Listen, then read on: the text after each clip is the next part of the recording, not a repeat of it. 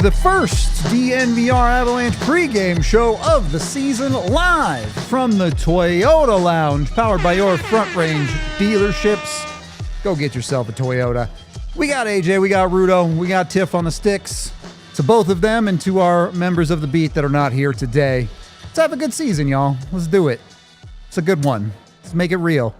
Avs taking on the LA Kings. What's that look? It's a fun tease. It's a fun tease. Yeah, you gotta get a little bit out there. It's fun. Avs taking on the LA Kings on opening night. In the middle of the night, this game will be performed. Puck drop set for 8:52 p.m. Mountain Time. So it's a late one. We're jumping into it. There's no more, it's only preseason. There's no more, we'll see. This is it. Things count from here on out. AJ, top of your head, what's something you're looking forward to in game one? Oh, I'm really looking forward to seeing how Zakhar Bardakov does. Whoops. Oh, my bad. In that case, I'm really looking forward to seeing how Kevin Brindley does in his NHL debut here. He was great in the preseason. He was so fun, and he just fought his way through a lot of roster muck and outplayed a lot of guys. Yeah, I want to see how it goes, man. I want to see how it goes. There's a pretty argument that most days of preseason he had the best day of anyone. And, that's because all your vets are going half speed and whatever. But that dude consistently stood out every single day, and he gets rewarded by being in the lineup on opening night. And now we are still waiting for the official lineup to be revealed. But Brindley is in tonight, as stated by both him and Bednar, and Bardakov is the healthy scratch for the night. This is our projected lineup here. A guy may move up or down the lineup in a couple of different locations, but all of the names are who will be playing tonight. Kelly gets the 4C role, and you have Brindley presumably on the fourth line. Again, we'll confirm that later. Wedgwood, your starter. Everything else pretty much stock standard. You knew what was coming into this one, so I know you're salty about the Bardakov thing, AJ, but this is still an exciting lineup. It's okay. Two things. Okay. First of all, yes, it's an exciting lineup. We really don't need to make too much of the fourth line here. I agree. It's the fourth line, and historically, Bednar's fourth lines are kind of a choose your own adventure in terms of ice time. But I really am. I'm just not understanding why you would use the preseason to run out Bardakov as your fourth line center the entire time. You spend 3 weeks doing this. And then as soon as you get into a game that counts, you're like, let's put Parker Kelly back where he was worse. He was a worse center than he was wing last year. So now let's do this. And is it just to get Gavin Brindley into a game? That's what it feels like. It feels like Jared Bednar did not want to put two rookies into his opening night lineup. That's really what it feels like. And he was not, my hesitation all preseason about Brindley making the roster and certainly playing in game one was, is he really going to sit Kivi Ranta? Is he really going to that he trusts so much? The guy that's a good PKer and is reliable and you just know what you're getting. And no. Yeah. So he decided instead to just erase all of the preseason. And then Parker Kelly is now your fourth line center. Where you're just like, okay, I mean, now you've kind of come up with your worst alignment that you could. There were a lot of interesting options, and you chose the one that you're like, well, we know we have a better idea of what we're getting, but the ceiling is so much lower. The tough part for me is Jared Bednar actively talked about in this preseason Parker Kelly's better at wing. It came out of his mouth, and Right. and they still put him back at center. Yeah, and as soon as it came time for points to be on the line, he was like, Not doing it. You see those penalties he took in the preseason? Like, all right, man, it's fine. It's we are so back. I do appreciate that Jared Bednar did this so that you and I can spend 7 minutes into the first pregame show. We're this far in the weeds. Yeah. like whining about the fourth line center and like who's playing with. Really, really, really overlooking the big picture here. That this is a really good roster and it's going to be a fun night. Let's move on to the other guys that joined the Avs this season. Obviously, there are not a ton of incoming guys outside of the rookies, but Brent Burns and Victor Olofsson's the additions. You see the departures there as well. The guy not listed here that is a pseudo addition, of course, being Gabe Landeskog for the Avalanche. But Burns and Olofsson. Burns, extreme veteran to the max. There's not like he has a ton to prove here, but for him, it's more about finding his role on this team, right? What is he going to look like game to game in the regular season with the Colorado Avalanche? And then Olofsson, it feels like there's more earn as you go with Olofsson, right? Yeah, Burns is going to be trusted veteran, and I'm actually curious to see what his actual deployment is going to end up being in a game. Sure. Because there's been so much talk about, they could do this, they could do that. All the different ways he could help the team. Now it's time for him to actually help the team. So I'm excited to see it. And calling Victor Olofsson the earn as you go edition is a good way to put it. Because yes, he has earned for what he has done in his career so far. He gets to play on opening night. Yep. After this, nothing is guaranteed. Go do your thing. Yeah. Did we have Kivy on that? My bad. He did technically depart before coming back, so it counts. Yeah. Clearly, guys, that list was made in like July at some time when we had nothing going on. It's fine. It's opening night for everybody, all right? Yeah. Yep. As fun as the new guys are, and as fun as us digging into the 4C conversation, I knew we would do all of this, so I planned our second segment for the guys you win with, and that is your top six. It's your top pairing. It's Nathan MacKinnon. It's Cale Makar. The Avs come into this season as healthy as they've ever been when it comes to their most important players, I guess outside of Blackwood. But for your most important skaters, this is the healthiest the Avs have been to start a season since the Cup run. Yeah. True. It's there's a period at the end of that sentence, man. Like, Yep.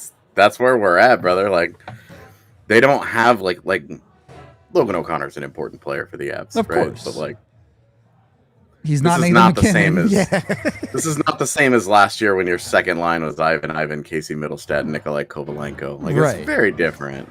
It's very different. And the Avs, look, if you haven't watched our preview, both of us very much do believe the Avs are set up for success this year. MacKinnon, Makar, even guys like Taves, Lehkonen, you have some known quantities there where you give them a range of what they're going to give you in any given year, but you know what you're going to get, and you know they're really, really good.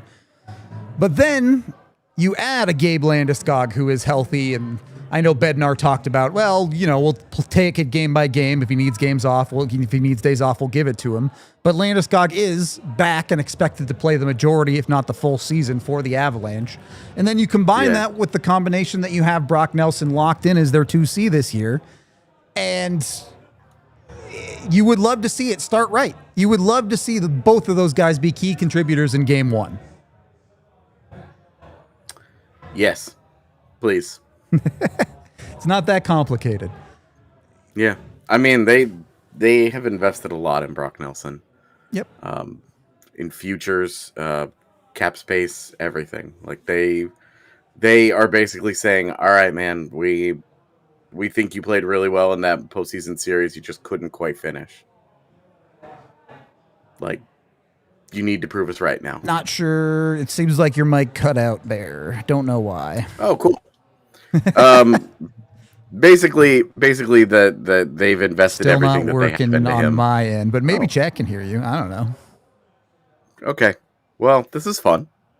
While AJ's trying to figure out whatever's happening there. Oh. Maybe. I think this is just his headset. Is it on our end? Is it just our AirPods? It could be. Okay, cool. So our stuff broke, not AJ's. At least we got that going. Oh, that's awesome, man. I was just thinking I accidentally tapped the top of my microphone and muted it again. Cool. Yeah, we're back now. You're good. Sorry about that. This is very much preseason vibes right now with this show. This is good. We're really gonna have to work our way into this. Well, we'll be ready to go by post game. All right, how about that? Man, I might not be. You might be asleep by post game. Yeah, somebody asked what I was drinking. This is Celsius. You got to get up for this post game. Yeah. Somehow this is pink lemonade. I feel lied to. It's neither pink nor lemonade, but whatever. At least looks like lemonade, just not pink. Sure. It looks like poison. Well, who knows? Maybe the Avs can feed LA a little bit of poison with these top guys. Obviously, nice. Pulled it together. The power play is going to be a big talking point in the early parts of the season. Give it a little bit of time. Obviously, you need to get, even when you look at 5v5 systems, 10, 15, 20 games, the first portion of the season, most teams spend tightening the screws on their systems and making sure everything's locked in and where it needs to be. But more than anything, I just want to see if the Avs actually use a second power play unit. I honestly don't want to see the second power play unit at all because I want them to score in the first 40 seconds and we'll just call it a day. That would also be acceptable. Just call it a day. Like wanting to see the second power play unit is like almost like a pseudo bad thing where you're like, well, that means the first unit didn't score, and that's not what you want. I mean, that's true. If that's the reason I'm not seeing the second power play unit, great. But, I live in reality where that's not going to happen every power play. Although if the Avs do score a power play goal tonight, that would be great. I do not want to start the season with the narrative of the Avs power play can't put it in the back of the net. So I swear to God, this is setting up for them to lose 2-1, and the only goal that they score is on the power play. And it's like 6 minutes into the first, and then that's it for the rest of the night because then the Kings are the Kings. They get 45 shots on goal, and Darcy Kemper stops 44 of them, and it's the typical Avs ex-goalie story. Yeah, got it. Understood. Yeah, major curse of the ex-Avs going in with this Darcy Kemper stuff. You kind of alluded to it there. This is a stylistic matchup in theory, right? We've seen the Avs over the last handful of years like to open it up and play fast up and down the ice hockey. You get some ecstatic games against teams like Tampa Bay, against teams like Florida that are willing to play that style of hockey with you. But LA is not that. Even with some of their fun youth movement and some of the scoring they've added, LA is still a team that's going to grind out all 60 minutes of a hockey game. Can we see the Avs impose their will on opening night, even in unfriendly confines away in LA?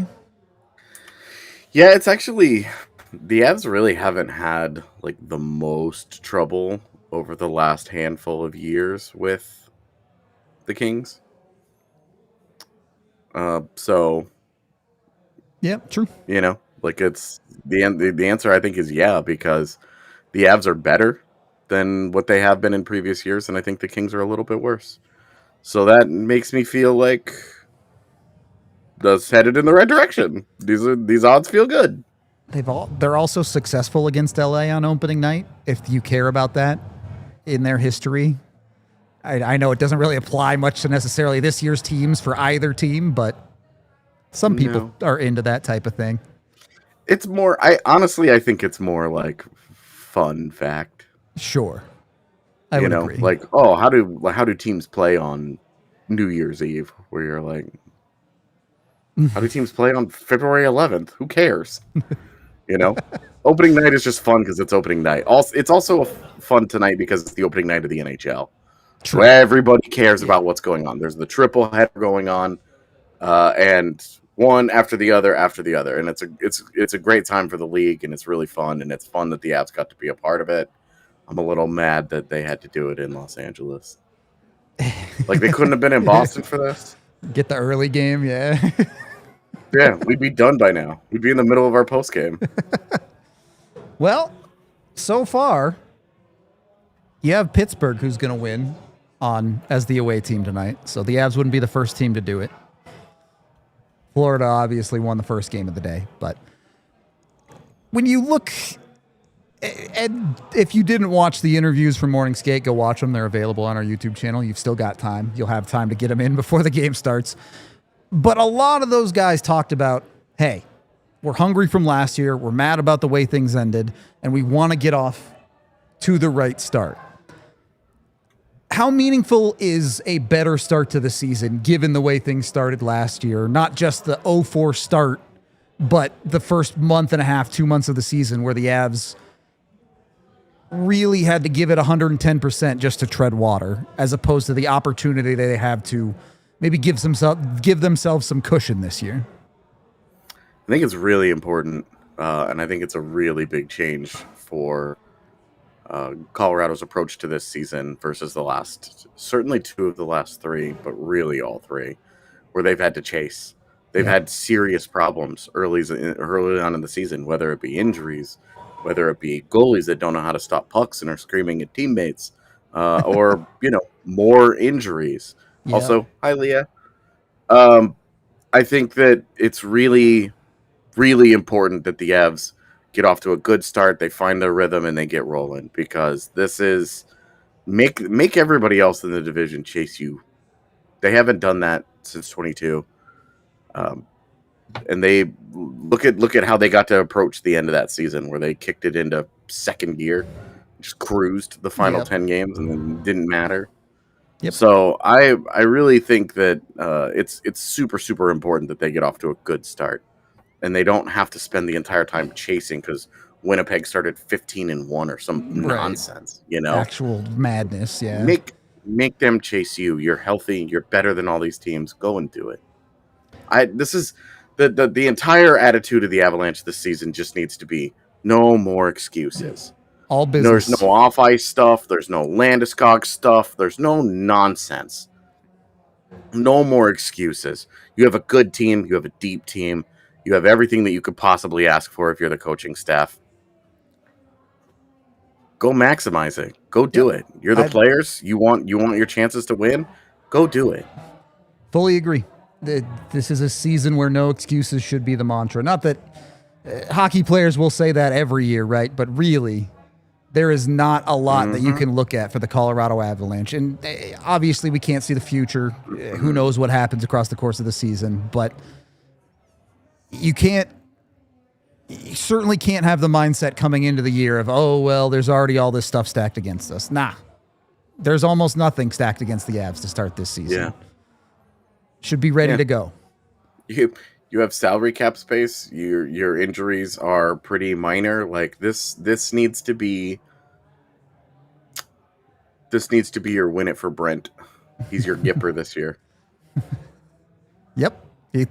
Does he turn 40 this year, or is it not till the offseason? He's already 40. Is he already 40? Jeez. All right. He turns 41 in the spring, I believe. Yeah, so definitely the Gipper is Brent Burns on the year here. A couple of other fun facts for today. Sam Alinsky playing in his 100th NHL game. So at least when it comes to defensemen, the Avs can develop NHL caliber players. Call it what you want.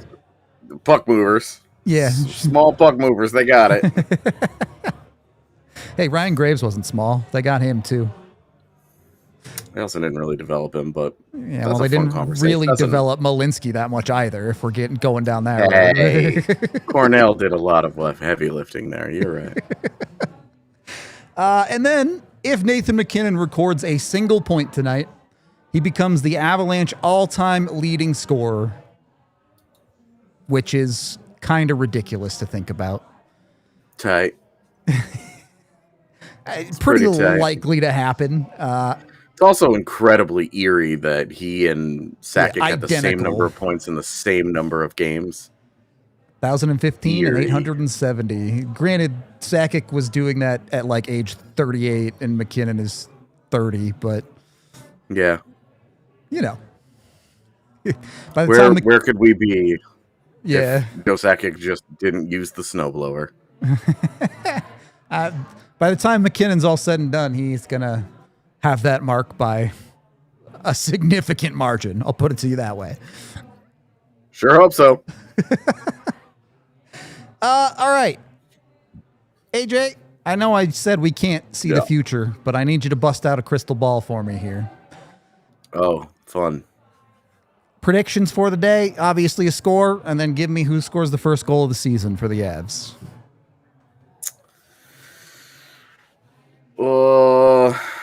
I can't really say Scott Wedgwood gets the first goal. This is my answer on Twitter. I mean, crazier things have happened. Vancouver No, gave I don't someone think their they first have. goal on an own goal a couple years ago. It would just have to be Wedgwood, the last one to touch it. Yeah, I mean, I think having your first goal of the season scored by a goaltender would probably be an NHL first. It would. So that's probably why you can't get odds on it. I mean, if you're not going with the sentimental favorite here and saying Landy gets the first goal of the season, Yeah. kind of sets the tone and puts us on a path of, well, we partying next summer. We partying, okay. Yep. Then I'll be a little bit disappointed, but so I'll go with Landy, and I don't know. I kind of like my 2-1 Kings prediction. I think that's fun. All right. That doesn't sound really very fun. Yeah. Really, I think it's going to be like 4-2 Colorado. 4-2 is exactly what I had in my head too. So I like that answer. I abandoned the fun hating. For the first goal, I'll go the other guy I think you really want to see get off to the right foot this year, Marty Necas.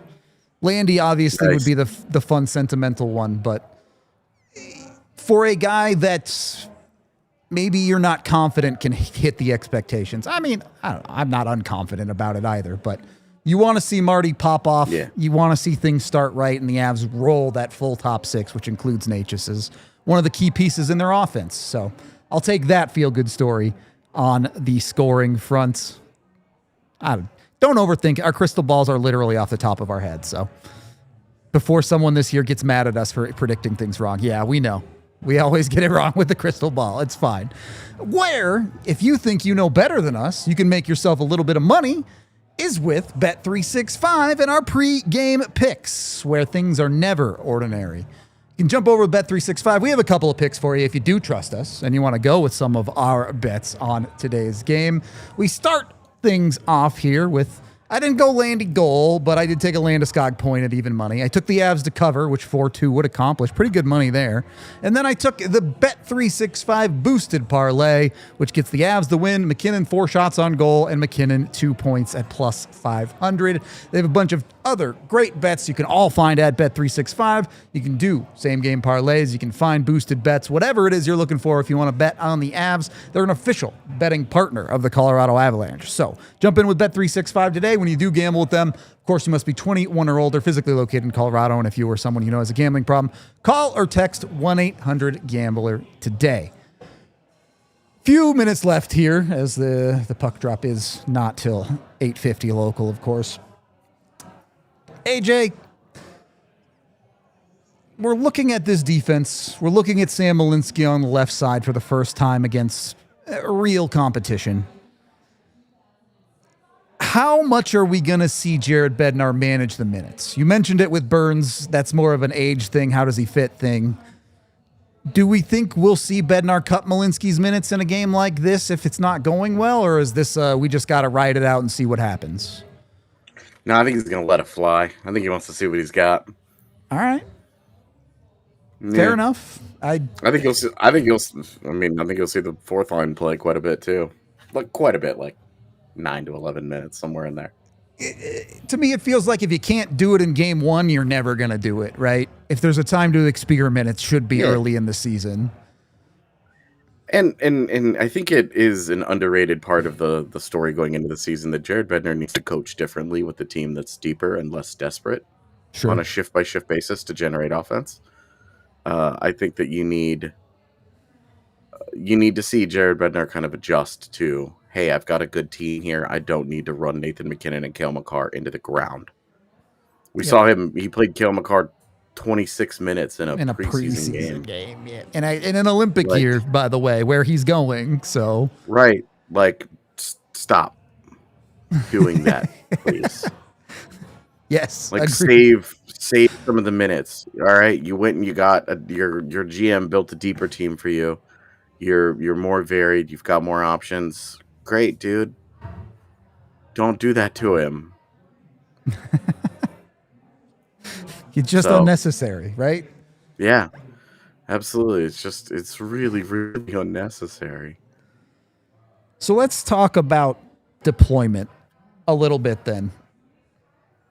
As constructed, with Parker Kelly at center, is that fourth line your shutdown line even with Brindley on it? Or how do you manage that bottom six deployment? Knowing Olofsson and Colton are on the third line, who's taking that big D-zone face-off if the Avs are up 1 late in this game? I think it'll be Nelson. Okay. I think Nelson, Landeskog, Nichushkin will be the one where he's like, that's your matchup line? This is my best upside here. All right. Yeah. Like, this is I'm trying to drop the hammer on him a little bit. All right. I'm good with that.